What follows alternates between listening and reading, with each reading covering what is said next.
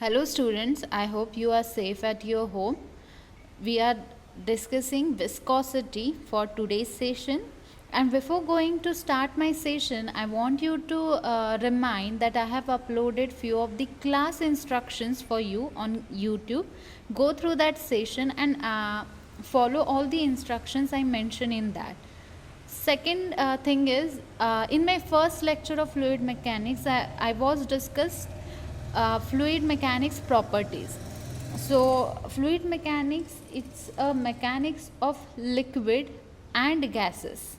You should remember always, whenever I say fluid, many of the students misunderstood it as a liquid or only the water. No, we are discussing all the liquids as well as gases under the fluid mechanics. Then we have seen many of the properties like specific gravity, weight density, then mass density, and many others. And today's session we have chosen viscosity to discuss over here. And viscosity, what is viscosity is, let's read the definition. Viscosity is defined as the property of a fluid which offers resistance to movement of one layer of a fluid over another adjacent layer of a fluid.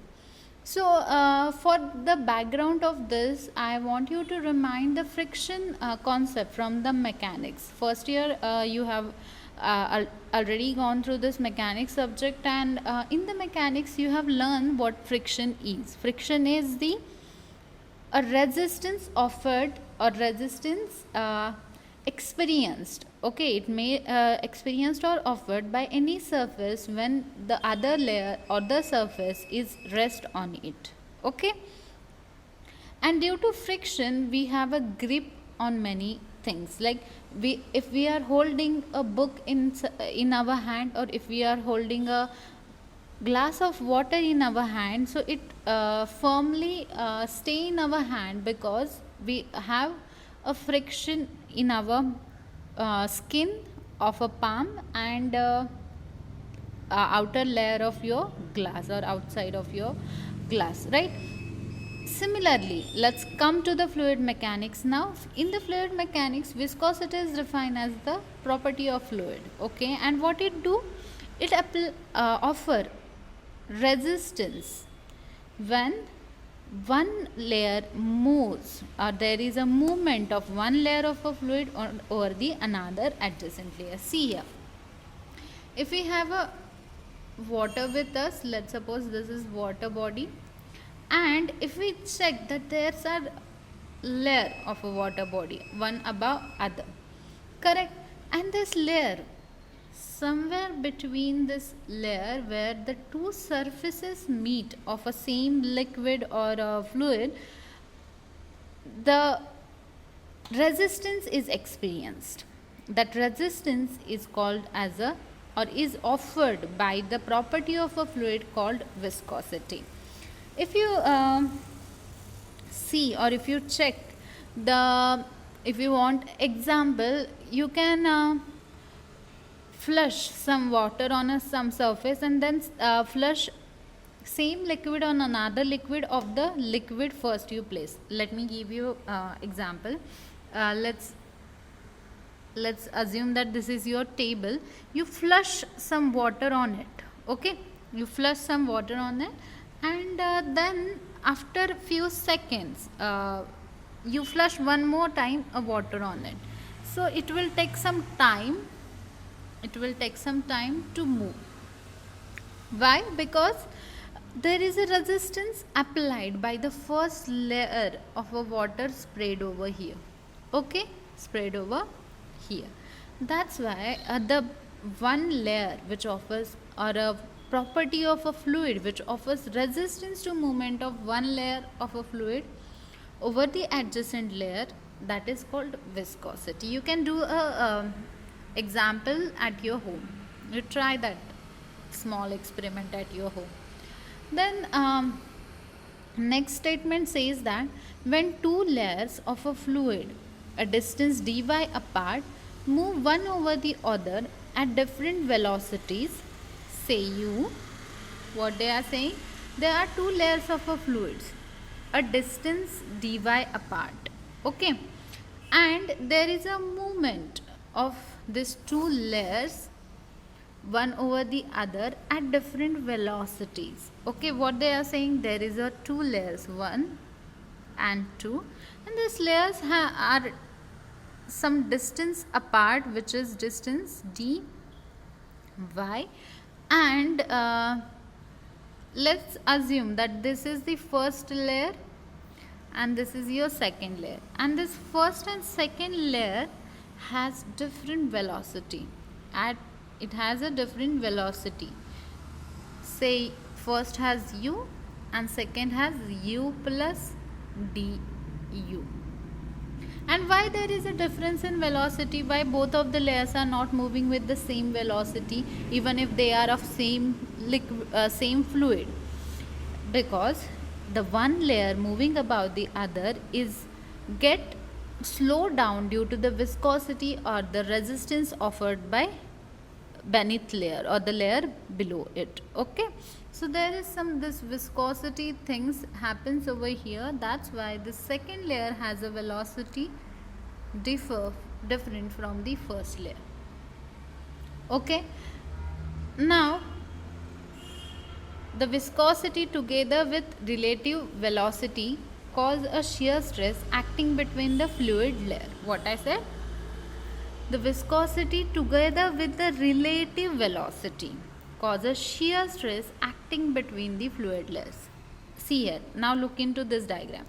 I have y-axis, I have x-axis, and on this y-axis I have placed these two layers.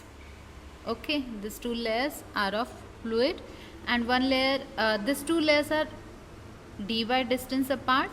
One layer is of velocity u, second layer is of velocity u plus du. Due to the viscosity acting between and the relative velocity, these two layers are experience different velocities, right? And also there will be a shear stress acting between these two fluid. See here. Now what is shear stress is and how does shear stress occur when velocity comes into? I can give you an example. This is your one layer of a fluid and you have another layer of a fluid above it. Okay, when you I have spread some water on a table. Let's suppose this is water only, the liquid which I am assuming over here is water, and when you flush some water on a table, that is first layer, that is your first layer.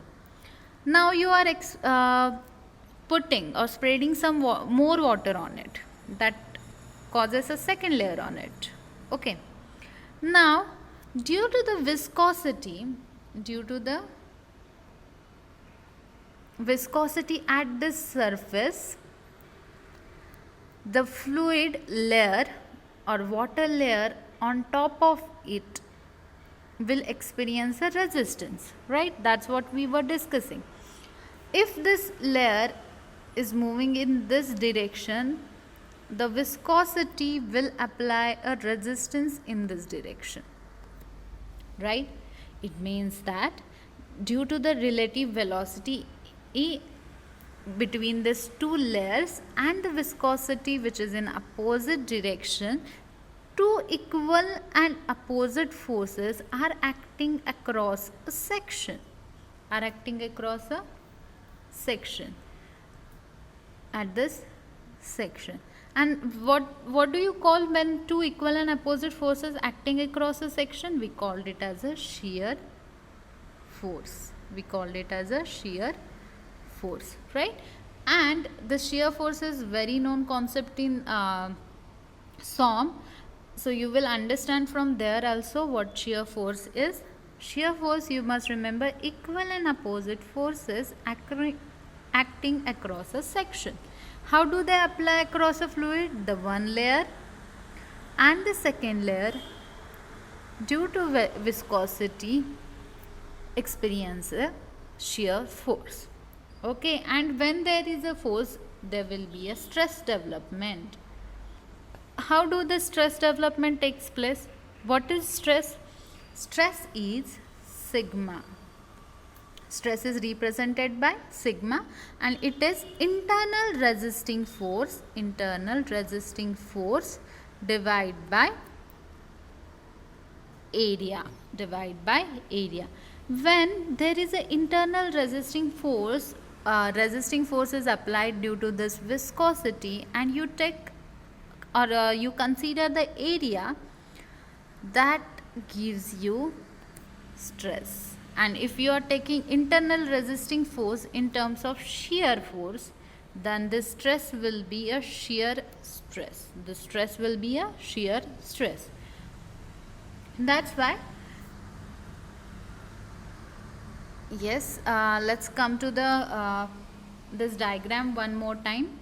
On y-axis you have a distance y, on x-axis you have velocity u, and these velocities are differ from each other, and these layers are dy distance apart. And when this all takes place, you can observe the difference in velocity, which is given by delta u or delta u. Now, shear stress is a proportional. Now I am saying what, please look at carefully. This definition is very, very important for your study. Shear stress is proportional. I am saying shear stress is proportional. How does stress develop? Stress develop due to internal shear force divided by area.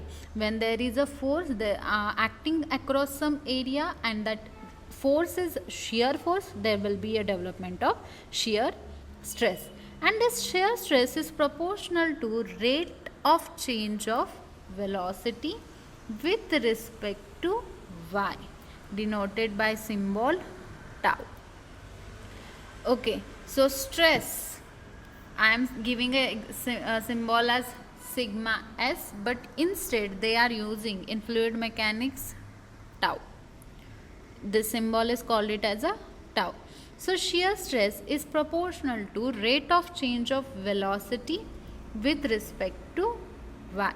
Means shear stress is directly proportional to rate of change. Change in velocity is mentioned by du with respect to distance dy. From where we get to know this? From this graph. You can see here change in a distance. On this distance, this is the change in velocity. Right? And that ratio du by dy, stress is proportional to change in velocity. U represents velocity over the distance y. Understood? Now, if we remove or if we take off the proportionality and we equate it, that tau is equal to du by dy. In that case, we have to place proportionality constant, and mu is representing that only. Tau is equals to mu into du by dy, where proportionality sign is replaced by the proportionality constant, and we have equated tau equals to change in a velocity over a distance y. What does a proportionality constant is? This y mu is a constant of proportionality and is known as the coefficient of dynamic viscosity. What do we call it as? Coefficient of dynamic viscosity, or only you can call it as a viscosity. So this mu is a proportionality constant. We named it as a coefficient of viscosity or dynamic viscosity.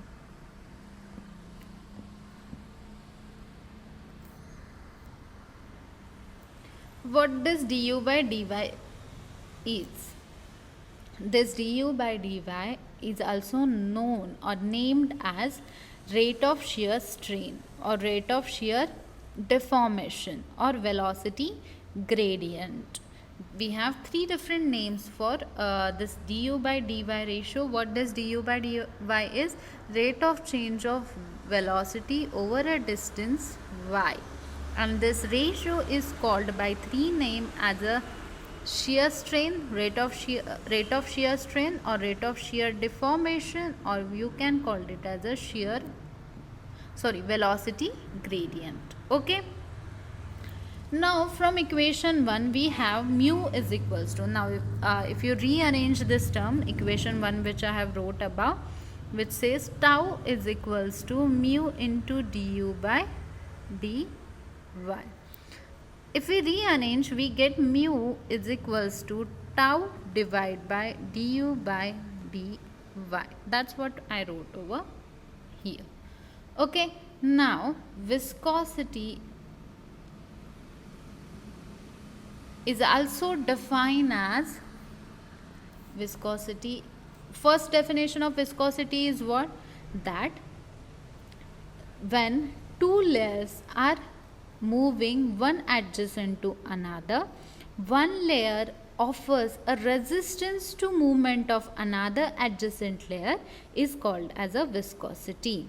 Right, that was the first definition of viscosity. So what is second definition? Second definition is viscosity is the shear stress required to produce unit rate of shear strain. A shear stress required to produce unit rate of shear strain. You must remember this. This is also very important in your study. We gonna use it in next few concept also. Now unit of viscosity.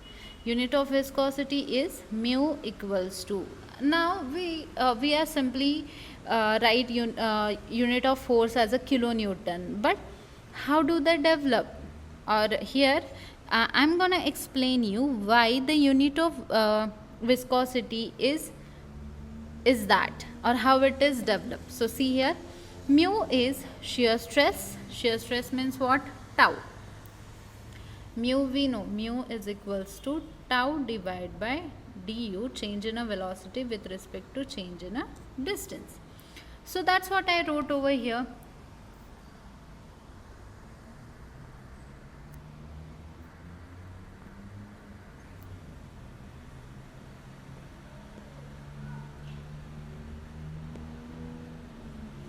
Sorry for the interruption. Now see here, mu is a shear stress divided by change of velocity to change of distance. Now what is shear stress? Stress is force per unit area, or internal resisting force per unit area. What will be a change of velocity? Change of velocity unit. If I see unit of change of velocity, velocity unit is length per time. Velocity unit is meter per second. If you remember from the physics, 12th physics, velocity is meter per second, right? So I have wrote this change of velocity as meter is nothing but length divided by time. Correct. And change of distance is a length, so I wrote 1 by length over here. Now this force divided by, if you simplify this, cancel this length to length, right? And you have force divided by area. Now what is area? Area is length into length. If I am saying area of a square, area of a rectangle, then what this area is? It is some length into the some length. Correct. If I am saying rectangle, this length into the length. Okay, longer length into the shorter length, or square if you have length into the length. Correct. So here instead of area I am writing it as a length square. Length into length, what? Length square. Okay, that's what I wrote above. And length get cancelled. What remains? 1 upon time in the denominator. Further simplify it, you will get force into time divided by length square. Take this time up in the numerator and length into the denominator, and you will get force into time divided by length square. Okay, so you have different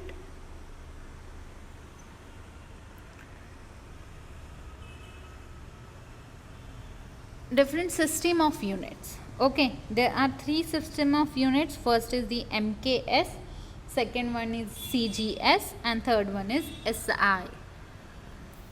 MKS unit system, CGS unit system, and SI unit system. See, in MKS unit system, force is represented by kgf, time is in second, and length is in meter. Okay, but in CGS system, force is represented by dyne, time is again in second, but length is in centimeter square. Okay, and in SI unit, the force is represented by Newton, time is in second. You can observe that time remains same in three of the system, second, second, and second, and length is represented by meter. Okay, so these are the three system of units: MKS system, CGS system, and SI system. Okay, now here in SI system, you must remember another thing, that Newton is also called as, Newton per meter square is also called it as a Pascal.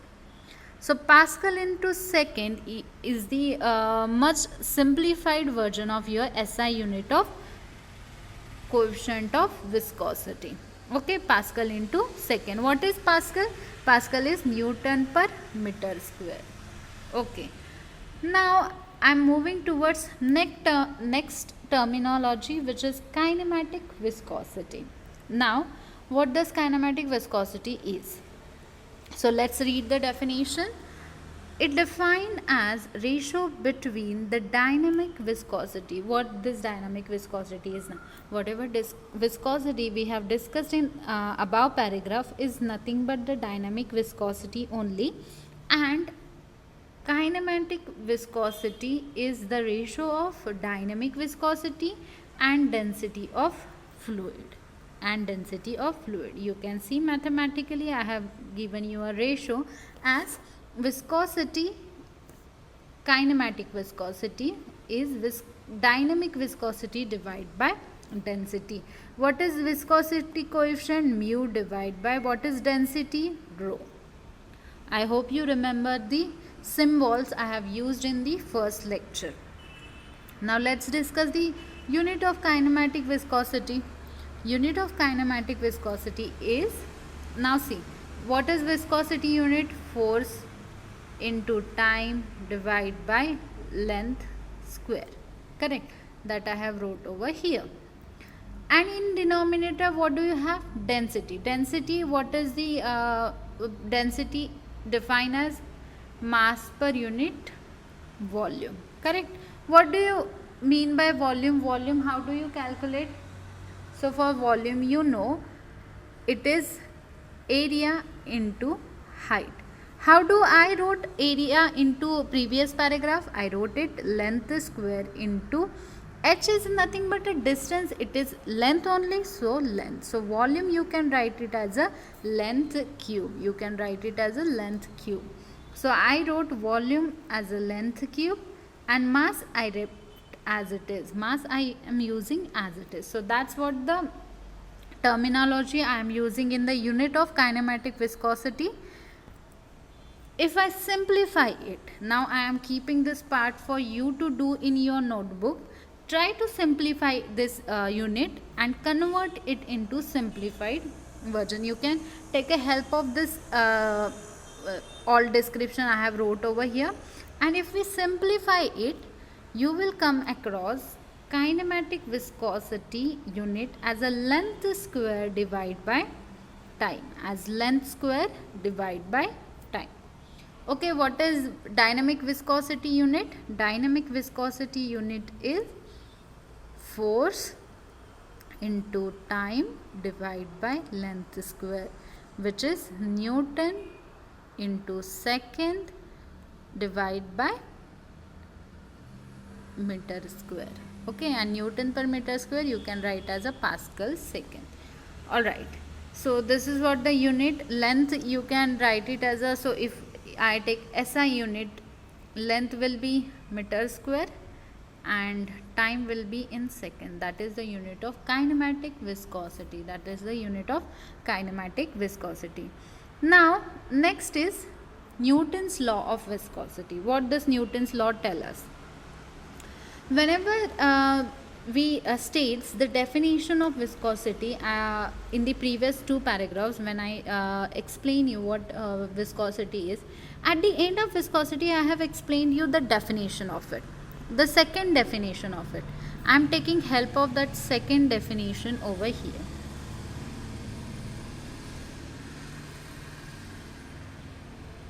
All right. It states that the shear stress tau on a fluid element layer is directly proportional to the rate of shear strain. Correct?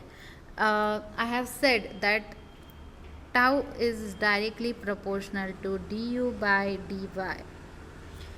It is as simple as that. Of whenever you apply any stress, whatever deformation will be takes place is in a form of stress only. How much force you apply, that much deformation you get. Simple. How much force you apply, that much deformation you get. Deformation terminology is strain, and force terminology, force per unit area terminology is stress. That's what we are doing here. So we are taking help of this definition. It states that the shear stress tau of a fluid element layer on a fluid element layer is directly proportional to rate of change of shear strain. Alright. Now the constant of a proportionality is called as the coefficient of viscosity. We know, we have mentioned it as a mu. This is the mathematical expression for it. Tau is equals to mu into du by dy. Now what they are saying is fluids which obey the above relation are known as a Newtonian fluids. And the fluid, Newtonian fluid means what? The fluid in which whatever stress you applied in terms of tau gives you equal in a proportionality strain. Whatever stress you applied, that in proportion to that strain will occur. Then that fluid is called it as a Newtonian fluid. And a fluid which do not obey the above relation. Above relation means what? The stress is not directly proportional to strain. Then that fluid is called as a non-Newtonian fluid. Simple. Now last concept of this lecture is variation of viscosity with temperature. How the variation of viscosity takes place? Yes, it varies with the temperature. And how does it vary? See here, when the temperature affects the viscosity, it means that simply you have kept the fluid inside a jar or pot, okay, and you are kept it in the cold region, or after some time you shifted it to the hot region. It happens, right? Our surrounding in which we live, that keeps changing. In the morning we have cold weather, in the afternoon we have hot weather, in the evening we again get some cold weather, right?